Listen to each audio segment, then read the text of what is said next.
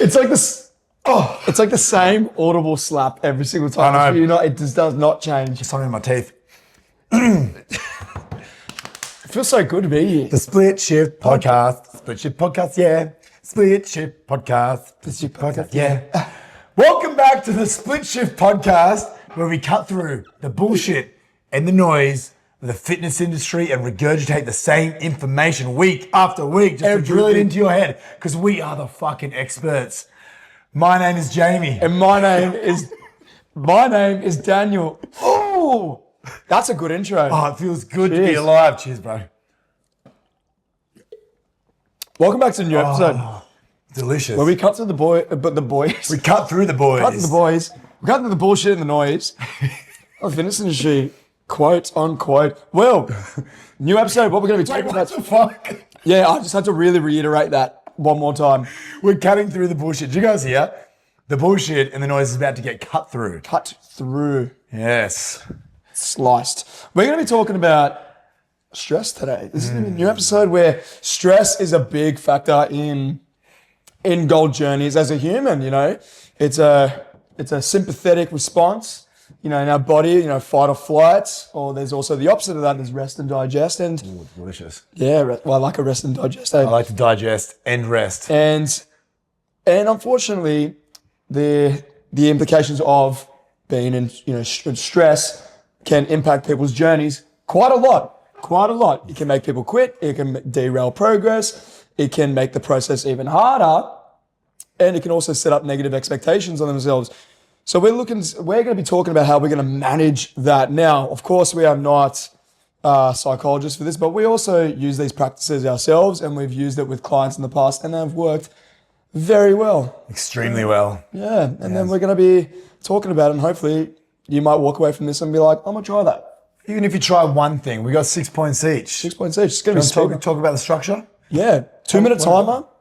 We're speed running it. We're speed running a 2-minute timer so we don't fucking waffle around too long. Yes. Because we could definitely talk about this for at least 4 minutes. And for your sake and for my own sanity, because I'm sick of all these chess pieces being everywhere in my house, I reckon while one person's talking for 2 minutes, the other person has to at least make one chess move. Yeah, right. That's a good deal. That's a great deal. It's a good deal. Because we've been on the porn king situation for a long time. It's been the hub for a while, man. For a long time. So this porn hub has been we're also a few minutes in, so let's fucking get this rolling. Anyway, I'm going to shoot the first little point, and we have 2 minutes.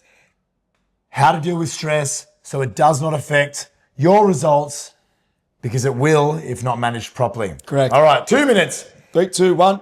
Yes, the first thing I want you to do is treat your whole life and sit down with yourself for maybe, let's say 30 minutes to an hour, just once, every now and again. Break down your whole life into different rooms of a house. Imagine your life is like a floor plan of a house, and each different room is a different area of your life. So one room is going to be relationships. One room is going to be family commitments. One room is going to be work, one hobbies, one social, whatever it is. All the different specific areas of your life, break it down into different rooms. We're also going to find out in those rooms what tasks are essential in those areas. The biggest thing that I've noticed with people that are stressed, then when it does end up affecting your results, is coming from a place of overwhelm.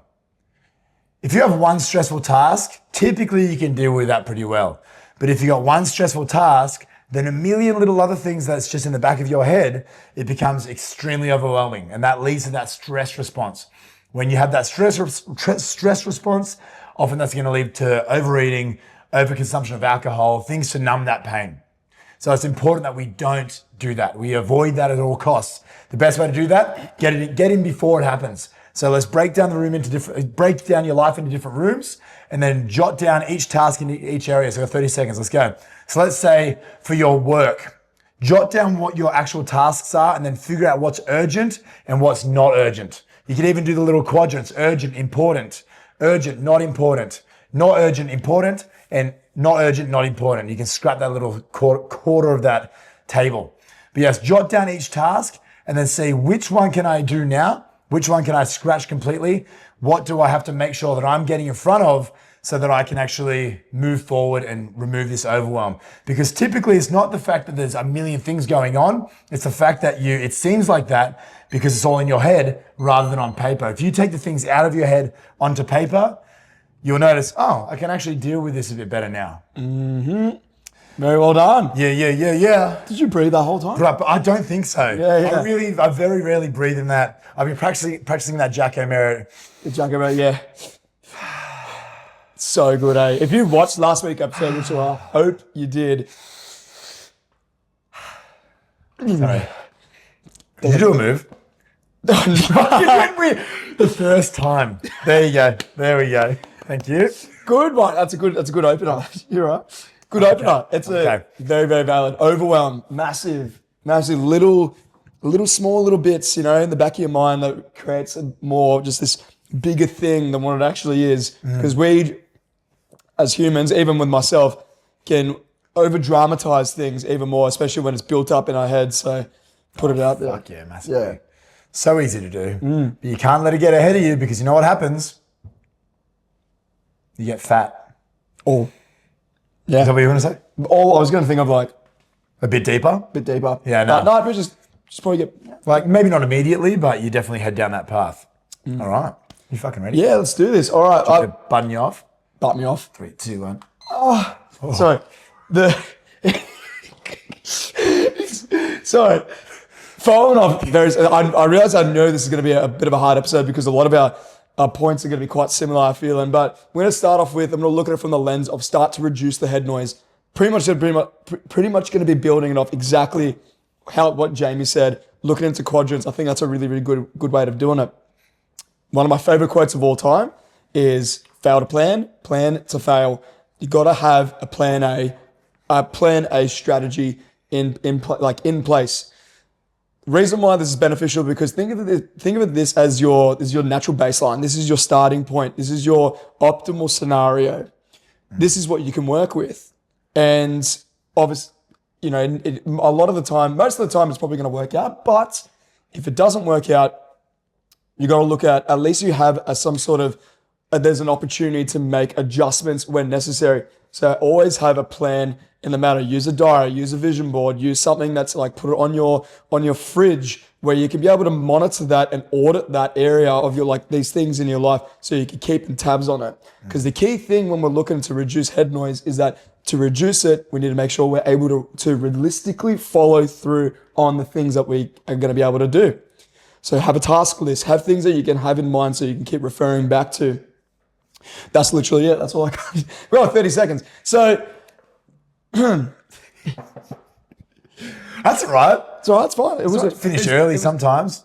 I finish early every time. Yeah, but I like that. So you just want to have your tasks, know what you're going to for that week. Yes. And then have that vision of your goal as well. Always. Yeah, having it in the back of it's your easy to lose track of that. It's 100%. We get caught up in life, all that sort of stuff, and clarity clears a lot of that. I guess following off what Jamie says, following off that overwhelm, clarity fixes a lot of that. Just knowing what the steps you need to do, what are the plans, and also given the opportunity to be malleable where you can find plan B and plan C options. So you start to think a lot more objectively when you have just one plan in motion. Doesn't have to be perfect, but you want to have a plan. Have a plan. Plan to plan or plan to plan? Plan to plan and plan the horse and Build that horse. Build that horse and flogging them. Flog your dead dog. Yeah. Dead dirty plan. The wagon. Yeah, the wagon. That's right. Flogging your dead wagon. Flogging the wagon. If you know, you know.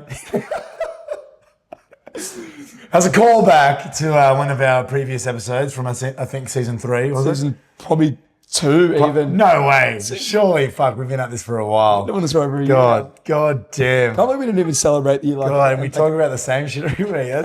It's crazy, man. Media. 50 episodes of the same shit. That's crazy. Oh, man. You still here? Crazy. Yeah, there we go. All right. All right, next. My next one. Sorry about that. So,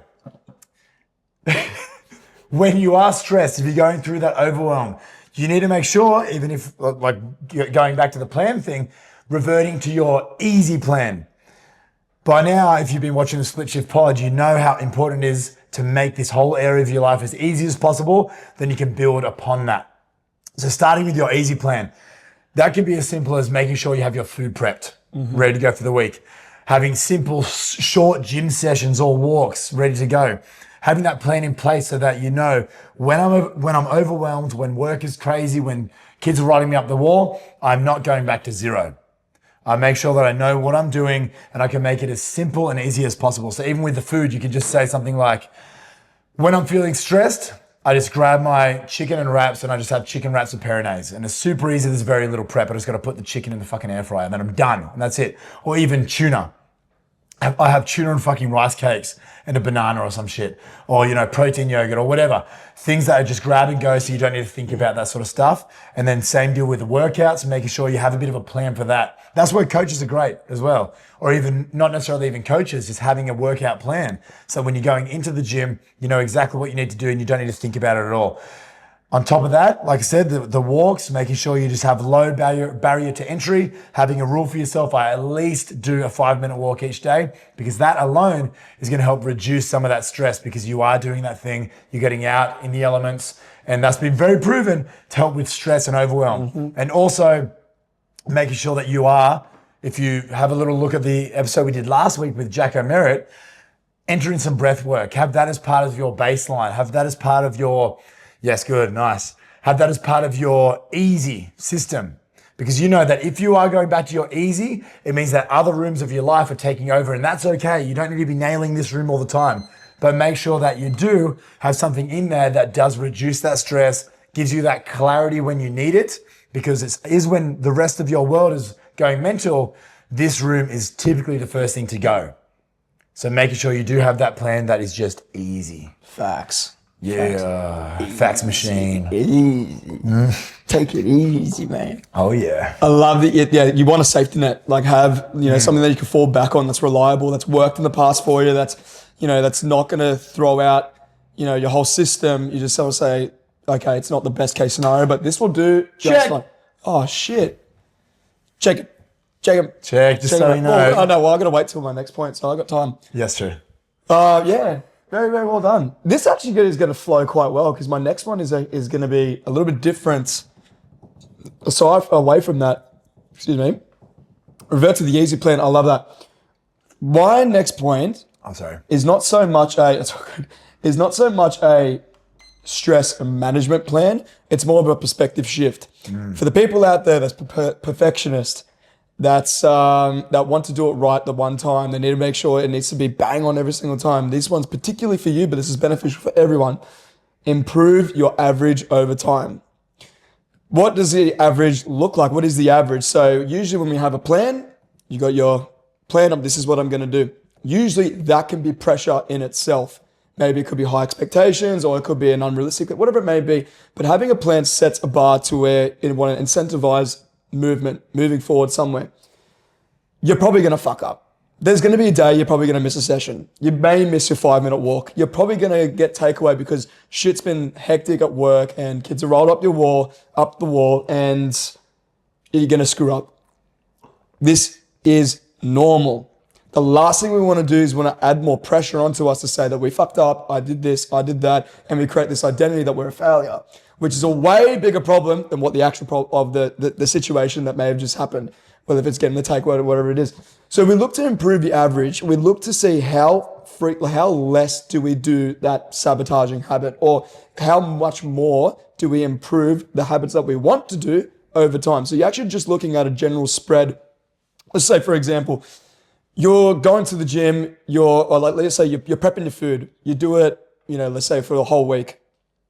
Back then, maybe you were prepping it over 3 days and, you'd probably get takeaway or something will happen and you would fuck up over the next few days, loosely saying. Then you look at over time to say, well, how much did I, focus on just my prep and improve that average over time?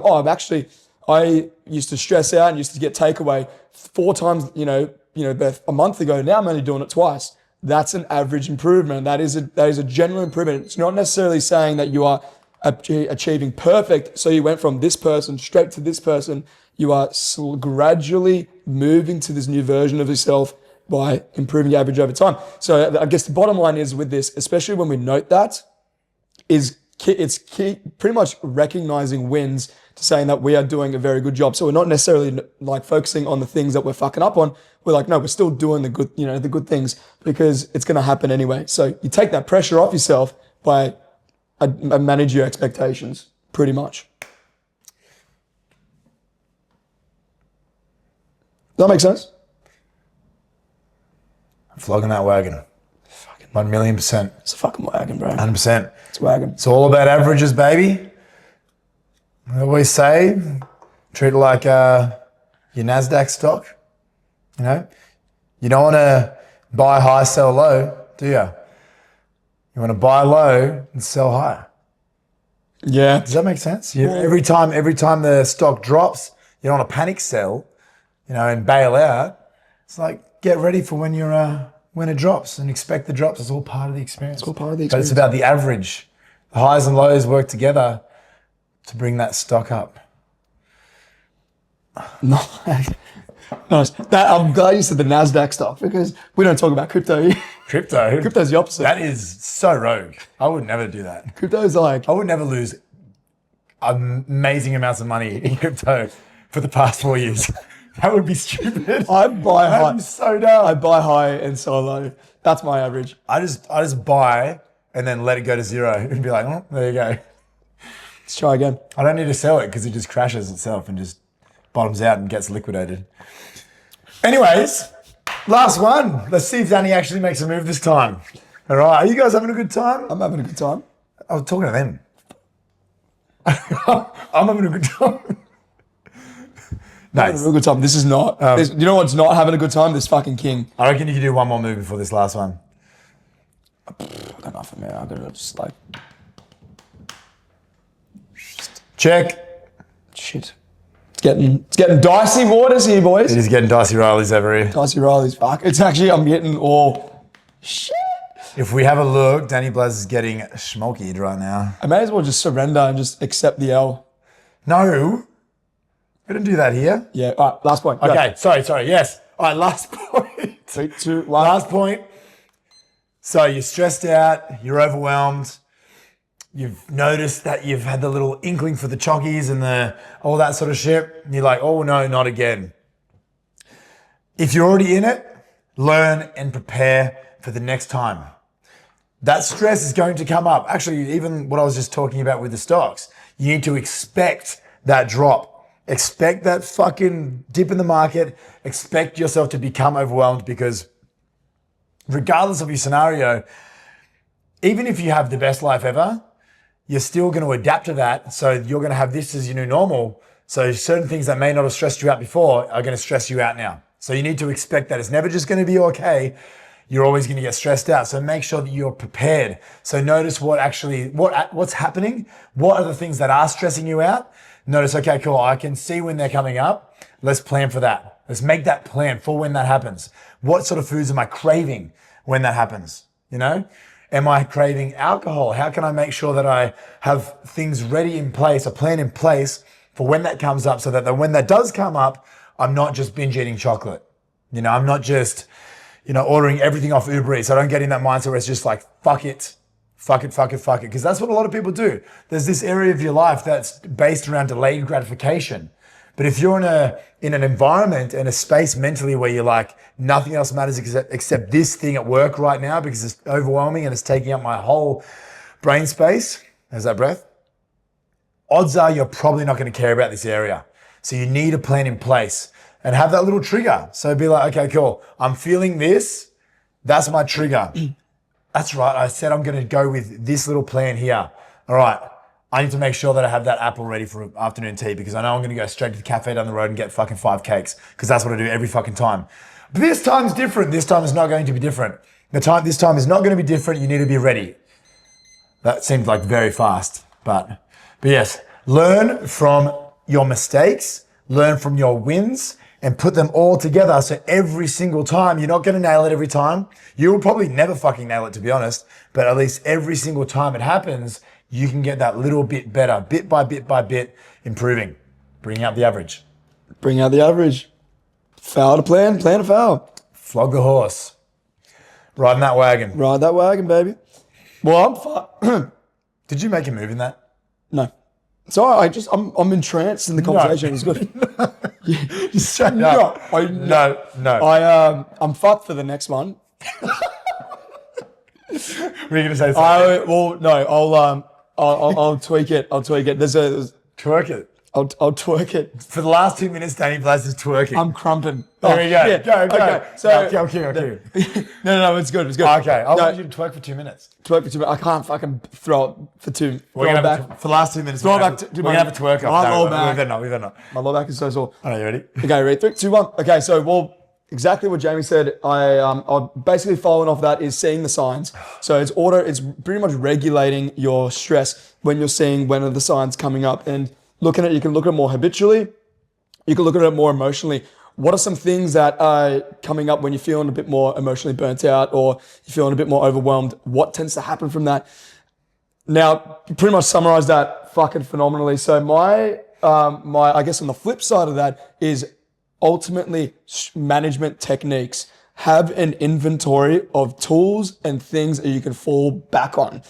This may be open your doors up to trying something new. That may be a great, thing you can fall back on if your stress and overwhelm is going a little bit crazy. Because remember, when we're overwhelmed and stressed, these are sympathetic responses, with fight or flight. Adrenaline's pumping, heart rate's up. We're a bit more tunnel vision, minimal head clarity. It's cortisol increases, all those type of things increase. We need to regulate that. So give yourself some sort of opportunity to, find some management techniques or some sort of tools that you can fall back on when you need to. When I worked with one of my clients, I actively do, is that we have multiple different scenarios in their day. So for example, for this particular client is that they meditate every morning. Now you don't have to do that. It just works for them, sets them up better for the day. Maybe, you may start with a walk in the morning. But also in certain scenarios is that you can also have things you can fall back on based on situations. So if it's like before you go to a meeting, you have something there. If you stress around there, or if you're feeling like before nighttime, before you go to bed, you're feeling really riled up, make sure you write down your thoughts on a piece of paper. So you're going for the next day, stuff like that, where I can be reliant on something that can reduce a bit of that so you can still move forward with clarity. Or just watch last week's episode and then you can just learn to meditate like with Jacko Merritt and it'll change your life. Very effective. Very effective. Very effective. 3 breaths. 3 breaths. Simple like that. And then you can go deeper into it. You could do 4 or even 5. That's fucking crazy. If you doubled it up and did 6, you'd be so clear. I know I'm sounding sarcastic, but it's legitimately true. Yeah. Right. I'm like, because you meditate as well, I've meditated as well. Right. Again, we're not going to be always talking about like meditating. Everyone should do it, even though it's fucking awesome. If you don't, you're literally a piece of shit. Like, I don't know why he's trying to sugarcoat it. Danny's trying to be nice. Like, you're missing out hard. It's a good time. It's a very good time. But have something that is cathartic. Tantric meditation. Which one's tantric? I think that's the sexual one. Oh. Or tantric sex. It's like when you breathe. It's like when you breathe at the same time. Remember? We did it the other day. Yeah, but you were like on my lap. Yeah. Oh, see. Oh, so bad. Is that tantric? That was tantric. So you want, bottom line is we want something that's cathartic, cathartic that gives you, allow that release. It could be, like you said, meditation. It could be just writing it down, talk to a friend, talk to a therapist, whatever it may be.